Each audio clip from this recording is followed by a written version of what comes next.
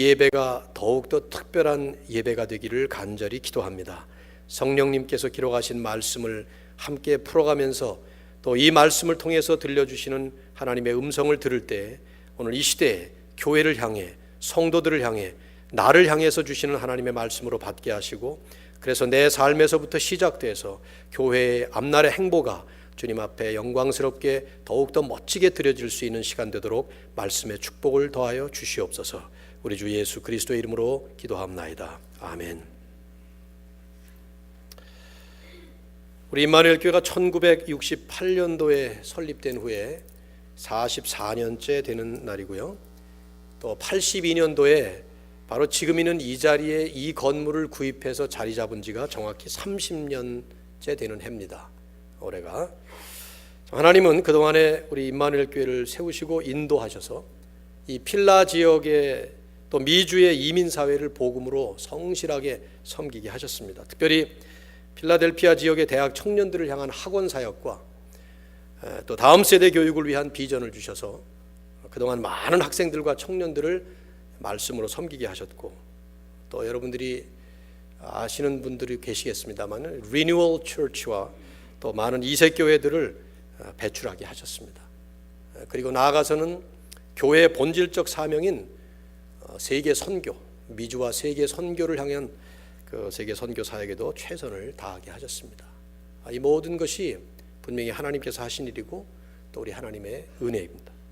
또 이런 하나님의 부르심에 신실하게 순종하면서 응답하신 믿음의 선배님들의 희생적인 헌신의 결과라고 믿습니다. 저는 하나님께 영광을 올려드리면서 또 먼저 이렇게 교회를 섬기셨던 교회의 어른들과 선배님들에게 정말 감사를 드립니다. 이제 오늘 우리가 교회 설립 기념주일을 지키면서 오늘 이 시간에 우리 임마누엘 교회를 향한 하나님의 뜻, 그리고 임마누엘 교회를 향해서 계속해서 우리 하나님께서 어떤 바람을 가지고 계시는가 하는 것을 말씀을 통해서 함께 나누려고 합니다. 때마침 우리들이 지금 나누고 있는 그 사도행전의 한 말씀을 보려고 하는데요. 특히 지난주에 나눴던 이 본문의 말씀 중에 그 마지막 말씀인 우리가 외웠던 6장 7절 한 절만 묵상하려고 합니다.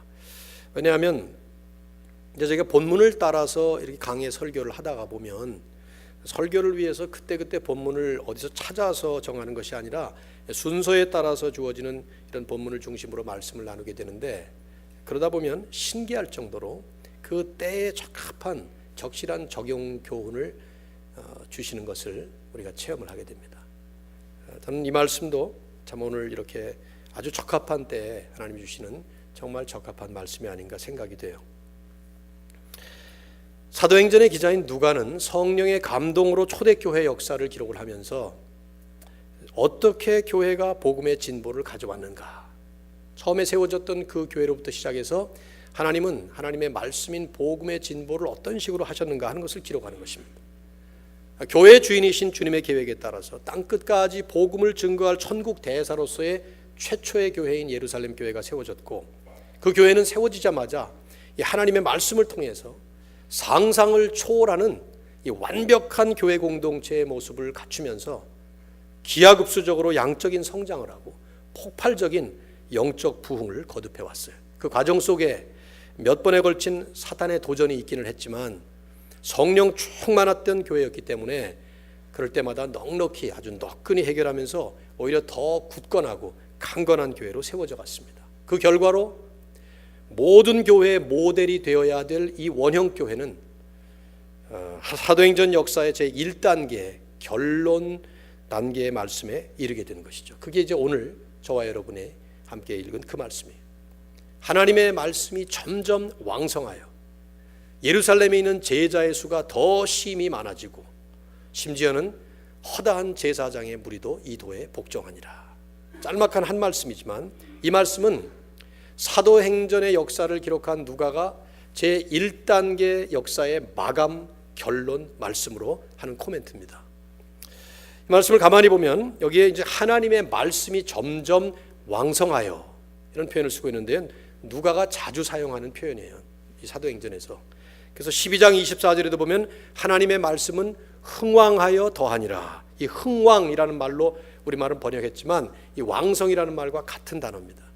또 19장 20절에 보면 주의 말씀이 힘이 있어 흥왕하여 세력을 얻으니라 하는 말씀을 하고 있어요. 같은 말이에요. 왕성, 흥왕. 이 말은 헬라 언어로 아욱사노라는 말인데 말의 원뜻은 점점 더 성장하다, 커지다, 자라가다, 증가하다 이런 말이에요. 즉 이 말씀의 뜻은 하나님의 말씀이 힘있게 선포되면서 그것이 더욱더 넓게 확장되면서 전파되었다는 것이죠. 그래서 그 결과로 믿는 제자들, 즉 단순히 그냥 예수님을 믿어서 구원받은 정도가 아니라 결국 진정한 구원은 그 사람의 삶을 바꾸기 때문에 그가 예수 그리스도를 주님으로 영접까지 해서 구세주와 주인으로 영접하는 것이 다른 단계가 아니라 나를 구원하시는 구세주이면서 내 인생의 주인이시고 세상의 주인이 바로 주님이시다 하는 것을 고백하는 그런 제자들로 변화되는 것이죠. 그래서 그런 제자들이 예루살렘에 점점 더 많아져서 이 교회가 성장을 하는 것입니다. 영혼 구원이 영적으로 내면적으로 일어났을 뿐만 아니라 또 외면적으로 보면은 양적 성장이 일어나서 교회가 점점 더 커졌다는 거예요. 점점 숫자가 많아졌다는 것이죠. 여기에 왕성하다 혹은 많아지다 하는 이 단어는 누가가 특별히 문법적인 용어를 쓴다면 미완료 시제를 썼습니다. 이 말은 무슨 말이냐면 계속되는 지속적인 역사였다는 거예요. 즉 예루살렘이 말씀이 점점 더 왕성하게 선포되고 제자의 수가 점점 더 많아졌다는 것은 한 번의 사건으로 끝난 것이 아니라 계속되는 지속적인 그 교회, 그래서 계속해서 하나님의 역사가 진행될 때 이루어졌던 그런 모습이었다 이 말이죠. 우리가 주목할 것은 짧은 한 말씀인데요, 이 말씀은 단순히 초대교회에 일어났던 어떤 한 현상을 설명하는 말씀이 아닙니다. 옛날 2000년 전에 팔레스타인의 그 예루살렘 교회가 그랬었다, 그 얘기가 아니에요. 이 말씀을 누가가 기록한 것은 시작된 신약교회의 역사 속에 오는 모든 세대의 모든 진정한 교회들, 정말 교회라면, 진정한 교회라면 오는 세대의 모든 참된 교회들에게 반드시 일어나야 하고 반드시 일어나게 될 일을 누가는 말씀으로 이렇게 쓴 거예요. 그래서 누가는 사도행전을 쓰면서 6번에 걸쳐서 용어를 조금 바꾸긴 하지만 반복해서 이 말씀을 합니다. 그 한 단계 한 단계를 마감할 때마다 이 표현을 쓰고 있어요. 6장 7절인 오늘 말씀, 9장 31절, 12장 24절, 16장 5절, 19장 20절, 28장 31절. 아무도 쓰는 사람은 없지만 제가 왜 이런 것들을 계속 인용하는지 잘 모르겠어요. 저도 좀 썼으면 좋겠다 생각하면서 부르는데도 안 쓰니까 또 한번 불러봐야죠. 6장 7절, 9장 31절, 12장 24절, 16장 5절, 19장 20절, 28장 31절. 중요하기 때문에 지금 반복을 하고 이런 얘기를 하는 것이죠. 그때마다 사도행전에 한 단락이 맺어지는 거예요. 근데 그때마다 그 단락의 마감을 이 말씀으로 하고 있어요. 무슨 말이냐 하면은 이것은 오는 모든 세대의 교회가 본받아야 될 진정한 부흥의 패러다임이고 또 오는 모든 세대의 교회가 밟아야 될 진정한 교회 성장의 패러다임을 보여주는 말씀으로 주셨다 이 말이죠. 그러니까 2000년 전에 어떤 교회에 일어났던 한 현상이 아니라 오는 모든 세대의 교회들이 바로 이런 일을 밟아갈 것이다. 그리고 반드시 밟아야 된다. 그걸 말씀하는 거예요. 과연 이 말씀대로 지난 2000년 교회 역사를 보면 그리고 그 가운데 130여 년의 우리 한민족 교회사를 살펴보면 영락없이 이 말씀은 그대로 이루어진 교회 역사의 패러다임이었습니다. 하나님께서 한 지역을 복음화시킬 때마다 언제나 이 말씀 그대로 먼저 하나님의 말씀이 왕성하게 선포되게 하셨어요. 그리고 선포된 그 말씀과 복음이 마치 민들레 씨앗이 퍼져나가듯이 쫙 퍼져나가게 만드셨고 그 결과로 복음을 진정으로 믿고 받아들인 사람들이 예수 그리스도를 통해서 구원을 체험할 뿐만 아니라 그리스도의 참된 제자들이 되어서 말씀은 부흥하게 하시고 또 교회는 성장하게 하셨다는 것입니다. 하나님 말씀의 참된 부흥과 하나님 교회의 참된 성장, 이것이 복음의 역사가 이루어졌던 교회 역사의 공통적인 특징이었습니다. 어느 나라, 어느 시대, 어느 때를 막론하고 임마누엘 교회도 그 중에 한 교회였던 것이죠. 이 자리에 지난 44년 전에 교회를 창립할 때 계셨던 분들이 계신지 잘 모르겠어요. 제가 우리 장로님, 은퇴 장로님들도 계시고, 어저께 우리는 조대원 장로님 이제 다음 주면은 다른 곳으로 떠나가시기 때문에 은퇴 장로님들 부부와 시무 장로님들 부부가 우리 함께 모여서 간단한 조촐한 송별을 했는데, 그렇게 처음 시작할 때 계셨던 분들이 많지 않아요. 아마 거의 없는 것 같아요. 그러나 어쨌든 임마누엘 교회의 지난 44년의 역사를 보면 1968년도에 이민자가 필라 지역에 불과 몇 명 안 됐을 텐데, 바로 그런 때에도 하나님은 하나님의 영원한 섭리와 경륜 속에서 이 지역에 하나님의 말씀인 복음이 선포되게 하셨어요.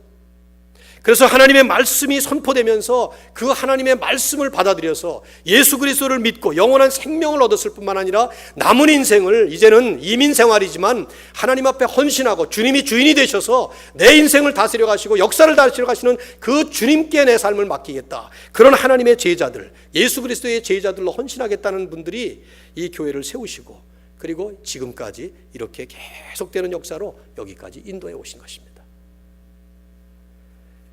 저는 비록 우리 교회 부임한 지 이제 4년이 넘었습니다만은 44년을 돌아보면서 어느 교회나 있었던, 어떤 교회나 하나님이 주셨던 그 축복을 이렇게 생각해 보게 됩니다. 저도 80년 1월에 이민을 왔었는데요, 68년 그때만 해도 얼마나 참 힘들었나 하는 생각을 해보는데, 68년도에는 더 했죠. 더구나 이 자리에, 바로 이 자리에, 이 컴컴한 동네에 말이죠. 우리가 우리 교회 44주년 생일을 맞으면서 깊이 생각하고 또 살펴볼 한 가지 이슈가 있다면 바로 이런 이슈입니다. 이런 하나님의 섭리, 즉 하나님의 말씀이 왕성하게 선포되고 제자의 수가 점점 더 많아지는 이런 교회의 참된 말씀의 부흥과 또 교회의 참된 양적 성장이 지금 여기에 here and now, 우리가 있는 이 자리, 우리가 있는 이 시점에 여전히 이루어져 가고 있는가 하는 것을 점검해보고 또 묵상해보고 도전을 받아야 된다는 것이죠. 여기 이 말씀처럼 여전히 하나님의 말씀이 점점 왕성하게 되어가고 있느냐 하는 거예요. 그리고 믿는 제자의 수가 더 심히 많아지고 있냐 이 말이에요. 여기는 예루살렘이지만 우리는 필라델피아에서 말이죠. 그래서 어떻게 해야 우리는 계속되는 이 하나님의 말씀의 참된 부흥과 하나님 교회의 참된 성장을 이루어가야 할 것인가 하는 것을 질문해 보는 것입니다. 오늘 우리 교회 처음 온 청년들이 여럿이 있는 것 같아요. 아마 오늘 처음 온 사람들 이런 제 얘기가 별로 마음에 와 닿지 않을지 몰라요. 어쩌면 이미 신앙생활을 한 분들이라면 여러분의 홈처치를 생각하게 보게 되는 그런 얘기들이니까 말이죠. 여러분이 지금 있는 자리가 홈처치입니다. 제가 우리 청년들에게 늘 하는 얘기가 그 얘기인데, 내가 지금 있는 자리가 홈이에요. 여러분이 새방을 살든 무슨 사글새방을 살든 집에 오너든 간에 아무 상관없이 그 집에 사는 사람이 주인이에요. 그래 안 그래요? 네. 마찬가지로 지금 여러분이 있는 이 자리가, 여러분이 섬기는 이 교회가 이제 여러분의 홈처치가 되는 것입니다. 오늘 등반하신 두 사람도 마찬가지예요. 내일 여러분이 돌아가시면은 제가 장례식을 쳐드릴 거니까 말이죠. 좀 이상한 얘기 하는 것 같지만은, 지금 2부 예배는 특별히 우리 청년들이 많고요. 오늘 왔다 내일 갈 사람도 있고, 오늘 처음 왔다가 다음 주에 안 올 사람도 있고, 다 그래요. 저는 분명히 믿습니다. 교회는 조직체가 아니라 하나님의 사람의 모임이기 때문에 이런 건물 또 우리가 있는 이 땅, 이게 중요한 것이 아니라 하나님의 사람들, 이 영적인 모임 자체가 중요한 것입니다. 그런 의미에서 우리들이 44주년을 맞는 이 자리에서만 30년을 있었던 임마누엘 교회에 여러분이 지금 몸담고 있다고 하면 그것이 어떤 의미인가를 생각해 보면서 이 시간에 이 말씀의 도전을 함께 받아야 합니다. 두 질문을 해보세요. 이 말씀 그대로 지금 우리 교회에 하나님의 말씀이 점점 더 왕성해지고 있는가 하는 질문과, 그래서 믿는 제자의 수가 점점 더 많아져 가고 있는가 하는 질문을 하는 것입니다. 하나님의 말씀이 점점 왕성해지는가 하는 것은 하나님 말씀의 참된 부흥을 얘기하는 것입니다. 부흥은, 진정한 부흥은 말씀의 부흥입니다. 언제나 교회 역사를 보면 부흥이라고 하는, 리바이벌이라고 하는 것은 말씀이 없이는 일어나지 않습니다. 하나님의 말씀인 복음이 떨어질 때 그 복음의 능력을 통해서 진정한 부흥이 일어나는 거예요. 그런데 일어났던 그 부흥은 처음 그 복음의 말씀이 떨어지면서 그 떨어진 영혼의 밭이 변화돼요. 그래서 그 영혼이, 하나님을 알지 못하던 영혼이 하나님을 알게 되고 예수 그리스도를 영접하면서 구원이 없던 그 삶 속에 영원한 생명을 얻게 되는 영혼의 구원이 일어나는 것이죠. 그러나 거기서 멈추질 않아요. 그 영혼 구원의 역사를 일으켰던 그 하나님의 말씀은 그 영혼을 통해서, 그 인생을 통해서 계속되는 부흥을 일으키는 거예요. 점점 더 왕성하게 펼쳐나가는 하나님의 복음의 통로가 되는 것이죠. 그래서 영혼 구원을 체험한 그 사람을 통해, 그 인생을 통해서 복음은 계속 전파되는 것입니다. 이것은 하나님의 말씀이 계속 왕성하게 선포되고 있는가 하는 얘기는 단순히 지금 설교하고 있는 저만 해당되는 얘기가 아니에요. 물론 설교자의 강단 설교부터 시작해서, 하지만 저 혼자만이 아니라 여러분 같은 성도 한 사람 한 사람 개인이 모두가 다 개인적으로 증인의 삶을 살면서 여러분 안에 구원의 역사를 일으켰던 그 하나님의 말씀인 복음을 들고 그것을 선포하는 전도자로서의 삶을 살아나가는, 그래서 그러한 전도자들이 모인 교회 전체가 교회 전체 공동체로서 증거 공동체로 하나님의 말씀을 왕성하게 선포하는 그런 공동체가 된다는 것입니다. 그래서 결과적으로는 두 번째 질문에 대한 답이 주어지는 것이죠. 제자의 수가 점점 더 많아져 가고 있는가? 이 제자의 수라는 것은 단순히 교회의 참석 교인을 얘기하는 것이 아닙니다. 혹은 교회 사이즈가 늘어나고 있는가? 그것도 아닙니다. 이것은 복음의 말씀인 하나님의 말씀이 선포될 때 그 말씀으로 인한 영혼의 회개와 각성이 일어나고, 그래서 그 한 인생이 변화되고 영적으로 인격적으로 변화가 일어나면서 그 사람의 인생관이 바뀌고 삶의 목적과 방향이 바뀌고 심지어는 습관이 바뀌면서 삶 전체가 180도로 전환되어서 예수 그리스도가 나의 주인이시다 하는 삶으로 변화되는 진정한 제자의 삶으로 이루어지는 그런 제자의 수가 늘어나는 것을 얘기하는 거예요. 그래서 교회가 조직체로서가 아니라 진정한 영적 공동체로 성장하는 것을 말하는 것이죠. 여기에 우리는 영적인 성숙과 또 양적인 성장을 균형 있게 갖춰야 될 그런 이슈를 갖고 있는 것이죠. 오늘 말씀 본문 강해는 간단합니다. 그냥 이 한 말씀으로 저는 더 이상 이 본문 가지고는 씨름하지 않겠습니다. 이 말씀이 우리에게 주는 도전이 무엇인가? 44주년을 맞는 임마누엘 교회에게 주시는 도전이 무엇인가 하는 걸 가지고 그냥 우리는 적용을 해야 될 것 같아요. 이런 질문이죠. 이제 우리 임마누엘 교회는 이제부터 또 앞으로 어떻게 해야 될 것인가 하는 것을 질문하는 것입니다.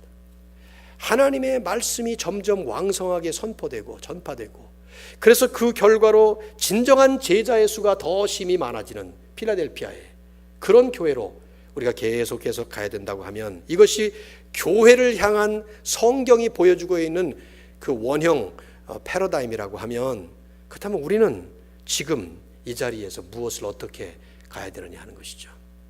저는 시대가 바뀌고 상황이 바뀌고 또 있는 현장이 다르고 그러면은 창의적인 많은 전략에 따라서 얼마든지 다양한 전략이 나온다고 생각해요.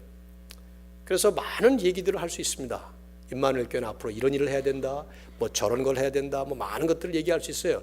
하지만 그 모든 것들은 교회를 이끌어 가시는 교회의 주인이신 주님의 영인 성령의 인도하심에 따라서 우리 안에 합일이 되고 또 리더십이 하나가 되고 그러면서 정하면 되는 것입니다. 하지만 이 시간에 말씀에 입각해서 제가 말씀 선포자로서 여러분에게, 전체 공동체에게 이 말씀을 우리에게 함께 나누는 것은 이런 것입니다. 무엇보다도 이곳에 임마누엘 교회라고 하는 이 특별한 지역교회를 세우신 주님의 목적과 구체적인 목표를 다시 확인하고 점검해야 된다는 것이죠. 여러분, 개인도 그렇고요, 공동체는 특별히 그 공동체의 목적과 목표가 분명해야 합니다. 세를백 교회의 설립자였던 우리 릭 워렌 목사님 잘 아시죠? 목적이 이끄는 삶이라는 책으로 베스트셀러 작가가 됐습니다. 근데 목적이 이끄는 삶, Purpose Driven Life라고 하는 그 책, 제목도 참 좋지만 그 내용을 보면 사실은 간단한 명제를 계속 풀이한 것이죠. 성경적으로 하나님은 우리에게 목적을 위해서 우리를 창조하셨고 그 목적 때문에 우리를 보내셨다. 릭 워렌 목사님이 성경적인 많은 복잡한 내용들을 아주 단순하게 심플한 그 한 가지 프린시플에 맞춰서 책을 쓴 거예요. 근데 이것이 예수 믿는 사람들뿐만 아니라 안 믿는 사람들에게까지도 그 마음을 깊이 터치할 만큼 make sense 했다는 말이죠. 목적이 이끄는 삶, purpose driven life. 인생의 목적이 있어요. 그 목적을 모르면 인생은 헛사는 거라 하는 말이죠. 그 한마디 말이 그렇게 수백만 명의 이 독자들의 마음에 와 닿은 것입니다. 근데 이제 이분이 이 책보다 먼저 쓴 책은 Purpose Driven Church였습니다. 세를백 교회를 캘리포니아에 설립을 한 다음에 20년 동안 오면서 하나님이 교회를 왜 세우시는가? 왜 세를백이라고 하는 그 한 지역에 하나님은 릭 워렌이라고 하는 사람과 불과 몇 명 되지 않은 사람들을 통해서 이 지역교회를 세워야 하는가? 그 문제를 놓고 고민하고 씨름하고 기도하며 말씀 속에서 하나님이 주시는 사명과 목적과 부르심과 구체적인 목표를 생각하면서 그 교회를 정해놓고 끊임없이 20년 동안 Purpose Driven Church를 운영했던 이분이 20년이 지나면서 그 책을 썼던 내용은 간단해요. 하나님께서 세우신 그 목적, 주님께서 세우셨던 그 목표를 향해서 초지일과 나갔다는 것이죠. Purpose Driven Church. 그래서 그 교회는 초대형 교회가 되었지만 지금 미주와 전 세계에 아주 모범적인 바람직한 그런 교회 중에 하나로 우뚝 서 있습니다. 개인도 그렇지만 개인의 인생도요. 특별히 공동체는 어떤 공동체를 막론하고 목적과 목표가 이끄는 공동체가 되어야 돼요. 이것은 너무 당연한 얘기예요. 예를 들면 여러분 식당은 뭐 하는 곳입니까? 레스토랑은 오는 손님에게 음식을 제공하는 게 목적이에요. 그렇죠? 병원은 뭐 하는 곳이에요? 아픈 환자가 찾아오면 치료해 주는 게 목적이에요. 학교는 학생들에게 교육을 시키는 게 목적이고 군대는 군인들을 잘 훈련시켜서 전쟁에 대비하도록 하는 것이 목적이에요. 그게 명확해요. 심지어는 이런 큰 목적에 대해서 구체적인 목표까지 분명할 때 그 공동체는 바른 길을 가는 겁니다. 예를 들면 식당도 종류가 얼마나 많아요? 중국집은 짜장면을 만드는 것입니다. 근데 어떤 사람이 와가지고 생선회를 내놔, 광어회를 내놔라. 그러면 누가 잘못입니까? 그럼 그 찾아온 사람이 잘못 온 거예요. 그 식당, 짜장면집에 구체적인 목표는 짜장면, 울면, 냉면 뭐 이런 거 만드는 곳이라 이 말이죠. 회를 먹고 싶으면 횟집에 가야 되는 거예요. 명확하게 목적과 목표가 세워질 때 그건 바른 길을 가는 것이 그게 공동체의 길입니다. 교회가 뭐 하는 것이냐? 교회는 도대체 뭐를 위해 존재하느냐? 왜 하나님께서 교회를 세우셨느냐? 하는 질문에 대해서 분명한 답이 있어야 돼요. 특별히 어떤 한 지역의 교회를 세우실 때 그 지역교회는 왜 그 지역교회에 세워져야 했는가? 그 지역교회, 특별한 그 지역에 필라델피아라고 하는 그 지역에 4723번인가 우리가 이 지역에 이 건물에 30년 전에 여기 들어와야 됐던 이유가 무엇이냐? 목적과 구체적인 목표가 분명할 때 그럴 때 그 공동체는 가는 방향에 혼란을 겪지 않습니다. 우선순위에 아주 분명한 지침이 세워집니다. 중요한 일과 중요하지 않은 일을 구별할 수가 있습니다. 그렇지 않으면 혼란스럽고 당황스럽고 그런 일들을 많이 겪게 돼요. 가끔 왜 교회 안에 다툼이 일어납니까? 교회가 세워진 목표와 존재 목적에 합당해서 다툼이 일어난다면 그건 합당한 일이에요. 만일에 이단 사설이 교회 안에 들어와 그럼 영적으로 싸워야죠. 말씀으로 싸워야죠. 이거야말로 전투 시기가 되는 것이죠. 그런데 어떨 때 보면 전혀 목적과 교회 공동체의 목표와 상관없는 일을 가지고 다투는 일들을 종종 보죠. 왜 그렇습니까? 왜 교회가 존재하는지, 왜 모이는지 모르기 때문에 그런 일들이 벌어지는 거예요. 중요한 일을 놓고 중요하지 않은 일은 얼마든지 옆으로 제쳐놓은 본질적인 일을 놓고 비본질적인 일은 얼마든지 하나가 될 수 있는 실제로 일어났던 일인데 언젠가도 한번 오래전에 여러분에게 소개했던 일화죠. 뉴욕에서 마이애미로 가던 그 이스턴 항공기 401편, 플로리다의 내셔널 파크인 에버글레이드 내셔널 파크 그 위를 지나가고 있었어요. 마이애미 내리기 위해서. 근데 착륙을 준비하려고 기장이 딱 착륙 기어를 만지려고 그러면 보니까 이 착륙 기어, 랜딩 기어를 보여주는 계기판, 전광판에 불이 들어오지 않는 것입니다. 근데 살펴보니까 랜딩 기어는 아무 문제가 없었어요. 그런데 그 전광판에 전구 담화가 나가버린 거예요. 전구 담화 하나가. 나중에 그거 갈아도 되거든요. 내린 다음에. 근데 이 기장이 아마 깐깐한 사람이었던 것 같아요. 그래가지고 그게 마음에 안 드니까 자기가 해놓고 난 다음에 그걸 만지기 시작했어요. 그걸 갈아보려고. 근데 이게 안 빠지는 거예요. 오래됐었는지요. 안 빠져. 그러니까 옆에 있던 부기장까지 일어나가지고 같이 그거를 빼려고 하다가 비행기가 늪 속에 곤두박질 해버렸어요. 다행히 늪에 떨어졌기 때문에 아무도 죽진 않았지만 생각해 보세요. 착륙에 지장도 없는 그 전구담화 하나 가누라고. 그거 나중에 갈아도 되는데, 근데 그거 하느라고 비행기는 추락을 해버리고 하마터면 수백 명이 다 죽을 뻔했다 이 말이죠. 지금 착륙을 해야 되는데 마이애미에 도착해서 착륙하는 게 제일 급선무고 그게 가장 중요한 일인데 아무것도 아닌 일을 놓고 그걸 하려다가 하마터면 큰 불상사가 일어날 뻔했다. 개인적인 인생도요, 보면 한 번 사는 인생을 놓고 정말 중요한 일이 무엇인지 중요하지도 않은 일을 놓고 인생을 낭비하고 허송세월하다가 그냥 망가지는 그런 일들이 얼마나 많이 있습니까? 저는 이혼하는 부부들을 보면, 이혼 얘기를 하면 이미 이혼의 아픔을 체험한 사람들이 상처를 받는 경향들이 있는데 그분들을 제외하고 얘기합시다. 이미 해버린 일이니까.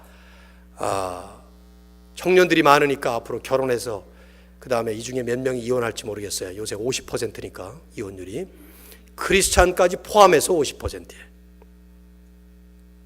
이혼하는 부부들을 보면 나라와 민족을 위해서 고민하고 걱정하다가 두 사람이 의견이 안 맞아가지고 이혼하는 사람을 한 명도 못 봤어. 내가 인생의 중요한 목적을 위해서 두 사람이 의견 다툼을 하다가 그러다가 이혼하는 한 명도 못 봤어요. 밥을 태웠다는 둥, 손수건을 안 데려놨다는 둥. 지가 데리면 되잖아, 자기가. 손수건 데리는 거. 난 손수건 안 데려요. 이거 이까짓 걸 못 데려 이거를. 또 뭐 그저 네이 그 언더웨어 넣는 옷장에다가 저는요 집에서 제 아내하고 며느리가 속 러닝셔츠하고 팬티 이런 것들을 곱게 이렇게 갤 때마다 그거 왜 개냐 내가 물어요. 그거 어차피 아니 곱게 갠 옷이 다 털어가지고 그냥 내가 입을 텐데 보나마나 그럼 아무도 안 보잖아요. 제 안에 벗겨드려 볼까요? 한번 이 안에 이 속 안에 속내에 다 구겨져 있습니다. 그럼 어때요? 겉옷이나 잘 차려입으면 되는 것이지. 별로 중요하지도 않은데 그걸 놓고 시간 들여 그 지성질 못 이겨서 개는 거거든요. 그게 다. 그리고 어떤 사람은 내일을 데려 팬티 데리는 사람 봤어 내가. 정신 나간 사람 아닌가 생각이 들어. 팬티 데리다가 다리미에 손 뒤면 어떡할 거야 그거. 아무도 안 볼 팬티를. 아무도 못 보잖아 팬티를 갖다 지금. 전혀 중요하지 않은 일을 놓고 중요한 일을 망가뜨리는 거예요. 우스꽝스러운 예를 들었지만 교회가 이런 일을 얼마나 많이 하는지 몰라요.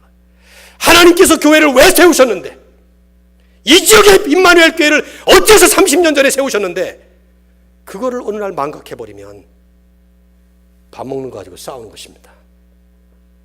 오늘 만일에 밑에 내려가서 저 주방에서 밥 먹는 문제 가지고 다투는 사람이 있으면은 오늘 설교 안 들었냐고 얘기 한번 하십시오. 주차장에서 싸우는 거예요. 주차장에서. 주차장에 우리 교회 주차장 같은 경우 나가다 보면 긁을 수 있잖아요.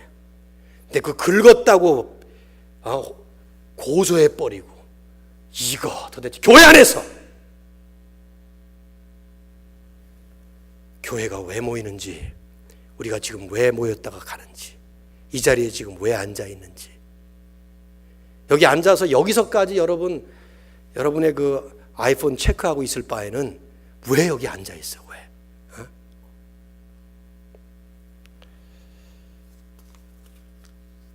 목적의식이 흐려지면요 열정을 잃게 돼 있어요.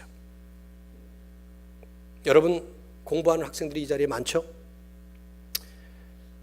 석사, 박사 참 얼마나 힘들어요, 여러분들.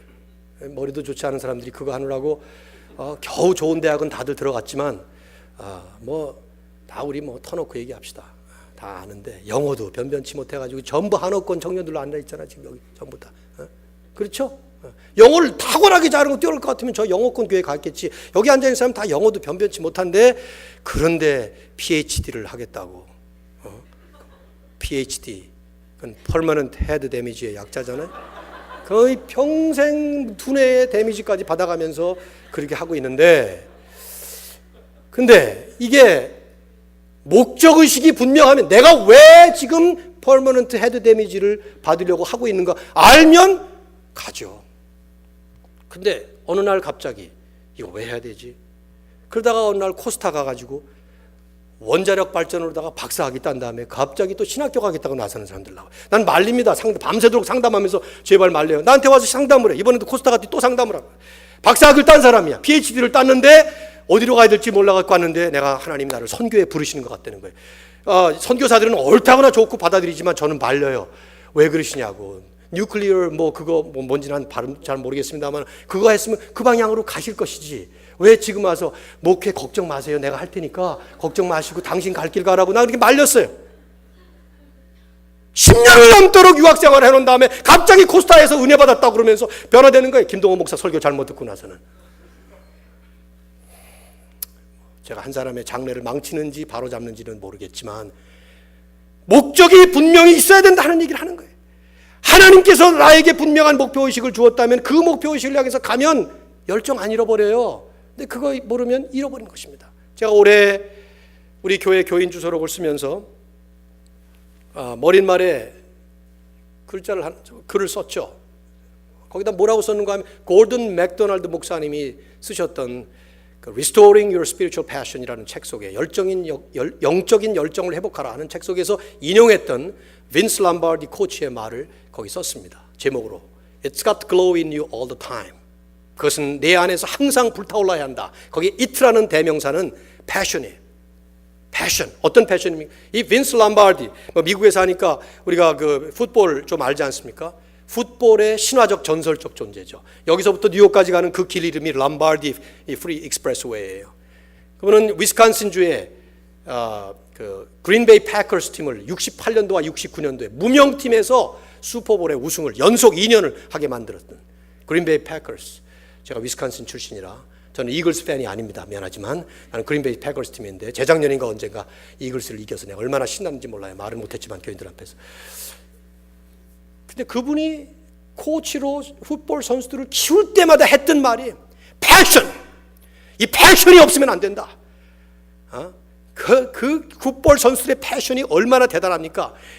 머리가 깨어져도 좋다고 박질 않나 어깨가 깨지도록 가서 부딪히질 않나 그러면서 그 골을 향해서 그냥 달려가는 그 패션.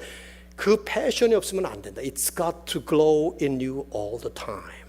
근데 그 패션이 항상 불타올라야 되는데 그 열정이 왜 식습니까? 그것은 목표의식이 사라지면 열정을 잃어버리게 돼 있다 이 말이에요.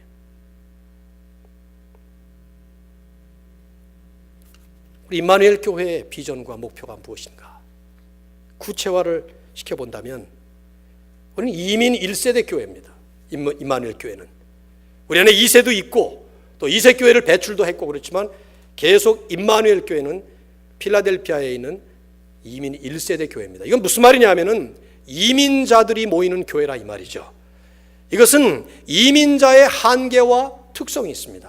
이민자의 한계라면 우선 언어적인 한계가 있어요. 나이가 들어서 오시는 분들이 이민자들입니다. 1세, 저도 1세입니다. 26살에 이민을 왔다가 14년 한국 갔다가 다시 돌아오고 그랬으니 제가 영어를 한다 그래봐야 고작 그 정도 영어죠. 한계가 있어요. 그러나 장점도 있어요. 크로스 컬처럴 익스피리언스를 했습니다. 우리는 한국이라는 사회에서 잔뼈가 굵은 사람들이 이곳에 와서 서바이벌 하느라고 적응하느라고 이미 초문화 타문화를 경험한 사람들이에요. 디아스포라 교회로서 선교적 교회로서 얼마나 큰 장점인지 몰라요. 한국에만 태어나서 거기서 토종 한국 사람으로서 신토부리로 산 사람들은 이런 초문화 타문화 경험 못 해봤죠. 그러나 우리는 그걸 경험해 본 사람들이에요. 기가 막힌 선교적 교회로 발전할 수 있는 가능성을 가지고 있어요. 거기다가 이민 세대들은 자녀들을 위해서 왔기 때문에 다음 세대를 키워가는데 얼마나 정성을 들이는지 몰라요. 한국도 그렇지만 마치 미친 사람들처럼 대학교 보내느라고 정신이 없죠. 그러나 여기는 그래도 이민사회에서 이 미국의 좋은 청교도적 신앙에 위해서 기독교적 많은 좋은 가르침을 보면서 다음 세대를 잘 키울 수 있는 장점들이 있어요. 그래서 이민 1세대 교회로서 이민 1세대와 다음 세대를 향해서 끊임없이 우리는 사역을 펼쳐나가야 합니다. 그런 결과로 리뉴얼 교회라고 하는 좋은 교회, GCC 교회, 시릴라인 교회들, 이런 좋은 교회들이 그동안에 많이 배출돼 지금 잘하고 있잖아요. 그러나 또 하나는 바로 이 지역에 우리가 있다는 것이죠. 왜 우리가 이런 컴컴한 동네에 있습니까? 여기에 하나님께서 비전을 주셔서 이 학원 사역, 대학생, 대학원생, 또 박사학위를 하고 포닥을 하고 이런 많은 이 대학 학생들과 청년들과 또 나아가서는 우리 안에 2세 교회, 3세 교회가 세워진다고 하면은 다민족들이 얼마나 많은지 몰라요.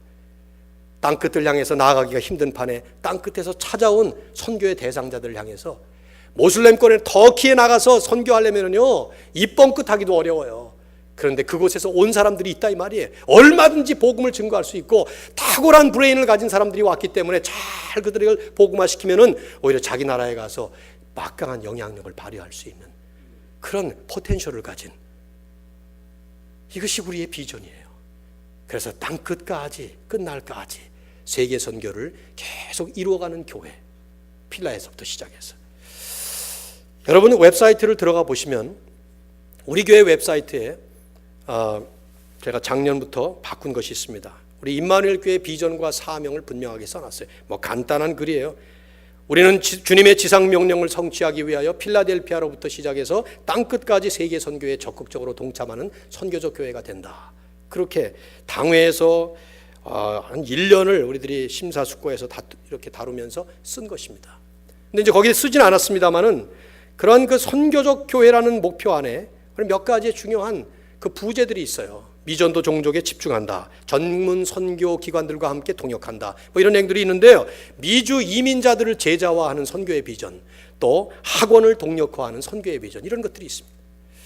여러분 2부 예배는 우리 청년들, 학생들이 많고 9월, 8월, 10월 이때는 새로운 학생들이 많이 오게 되고 청년들이 많이 오게 되는데 저는 보니까 벌써 반수 이상을 제가 모르는 사람들이 벌써 와 있는 것 같아요. 여러분 자신들도 여러분이 와서 섬기는 이 교회가 어떤 교회인지는 분명히 알고 섬기시기 바랍니다. 여기는 또 얘기하지만 이민자나 유학생들이나 우리의 서러움을 달래고 우리의 그저 쉼터로서 생각해서 여기 와서 있는 곳이 아니라는 것입니다. 물론 이 안에 안식이 있어요. 쉼이 있습니다. 영적인 재충전이 우리에게서 일어나고 있고 또 우리 안에서 치유의 역사가 일어나고 그런 모든 것들이 이루어집니다. 그러나 궁극적인 목적과 목표는, 가는 방향과 데스티네이션은 하나님의 필라에서부터 시작해서 미주와 땅끝을 향해서 세계 선교를 향해서 가는 것입니다. 그걸 위해 예배, 양육, 교제, 섬김, 전도, 그것을 우리는 예루살렘 교회처럼 하나씩 하나씩 이루어가고 있는 과정에 있는 것입니다. 밥 먹으러 오지 마세요. 또 얘기하지만 밥 먹은 다음에 할 일이 더 중요하니까 다음 주에 밥만 먹고 가는 사람이 있으면 붙잡아서 여러분 알아서 하십시오. 지금 우리가 어디에 와 있는가? 우리에게 계속되는 영적 말씀의 부흥과 또 양적 제자의 수 성장이 이루어지고 있는가?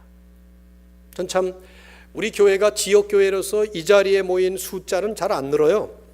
이민자들이 잘 안 오죠. 여긴 누가 컴컴한데 오겠습니까? 아직도 15년, 16년 전에 우리 이 파킹랏에서 일어났던 총기 사건을 얘기하고 있으니 필라델피아. 내가 가는 데마다 임마누엘 교회 목사라는 거 알고는 그 얘기를 해요. 그럼 나 온지 40년 됐다 그러면서 10몇 년 전에 여기 총기 사건이 일어나서 사람 죽고 이런 얘기 그걸로 유명해진 교회인데 거기를 어떻게 들어가요? 심지어 얼마 전에는 교역자 한 사람을 제가 우리 교회에 모시고 오는데 그 교역자가 여기 왔다가 깜짝 놀래가지고 남편이 가지 말라고 그래서 당신이 교역자냐? 그런 적이 한 번 있어요. 컴컴하다고, 무섭다고. 이민자들은 안 늘어나지. 그래서 이것도 전략이 필요할 거예요. 지난번에 외곽지에 또 교회가 하나 세워지면 좋겠다 하는 얘기를 한번 했더니 여기저기서 뭐 이런저런 얘기들 하더라고요. 좋다는 사람도 있고 싫다는 사람도 있고. 싫든 좋든 하나님께서 우리에게 성령의 역사하심으로 전략을 주시는 것은 그것은 다양하게 펼쳐질 수 있습니다. 저에게는 무슨 그림이 없어요.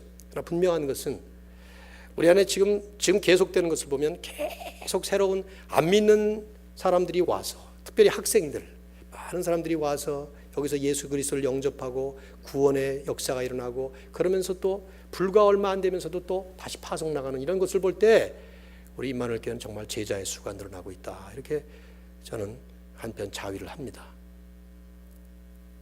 그러나 또 한편 더 나아갈 수 있는데, 더 나아가야 마땅한데 여기가 좋사오니 하고 제자리에 안주, 영어로 complacency라고 그러죠. 안주하는 것은, 이것은 하나님 앞에 죄악입니다. 제가 제일 좋아하는 말씀 가운데 하나는 마태복음 25장에 나오는 달란트 비유예요. 5달란트, 2달란트, 1달란트를 주었는데 5, 2를 받았던 사람은 칭찬받고 1 받았던 사람은 책망받습니다. 극찬을 받고 이 한 사람은 극렬한 책망을 받아요. 차이가 뭐였죠? 두 사람에게 말씀하신 말씀, 착하고 충성된 종아, 충성됐던 것이 good, 착하다는 근거였어요. 또 한 사람에게는 악하고 게으른 종아, lazy, 게을렀다는 것이 악한 근거였습니다. 하나님께서 우리로 하여금 계속 전진하라고 하는데 아직 하나님의 나라가 완성되지 않았기 때문에, 전 세계 복음화가 완성되지 않았기 때문에 아직도 남은 과업을 finishing the remaining task라고 하는 그런 귀한 구호가 아직도 남아있는데, 여기가 좋사오니 하고 앉아있다면 그건 게으른 종, 게으른 교회가 되는 것입니다. 가만히 앉아있어도 우리 교회는 새로운 사람들 온다, 이거야말로 무시무시한 얘기예요. 얼마나 게으른지 몰라요. 비전과 목표 때문에 이들을 향해서 나가는 것과 그냥 오는 사람 그냥 억지로 하는 것, 그 다른 거예요. 저는 최근에 손녀딸이 집에 낳고 나니까 얘 때문에 뭐 얼마나 많은 설교 예회가 나오는지 모르는데 안 하려고 애를 많이 쓰는데 오늘 하나 써야 될 것 같아요. 아이를 낳을 때 2가지 양상이 있어요. 부모에게는 어떤 양상이 있는가 하면 생각하지 못했는데 어느 날 갑자기 애가 난 거야. 그러면 어떤 사람들은 이 왼수가 어쩌다가 지금 내 계획을 망치고 이래가면서 아이를 미워하는 사람들이 있죠. 그런 부모들이 얼마나 많아요. 몰상식한 부모들. 그거는 똑같은 아이를 키워도 종류가 다른 거예요. 정말 바른 부모는 어떤 사람입니까? 아이를 잉태하기 전부터, 그 아이가 태안에 있을 때부터 정말 태안에서부터 세례 요한처럼 성령 충만하기를 놓고 기도하고, 아이가 난 다음에 하루하루 매일매일 말씀으로 기도로 그 아이를 양육하면서 그 아이를 통해서 하나님이 이루시고자 하는 하나님의 꿈과 비전을 목표로 삼고 가는, 이게 진짜 양육이죠.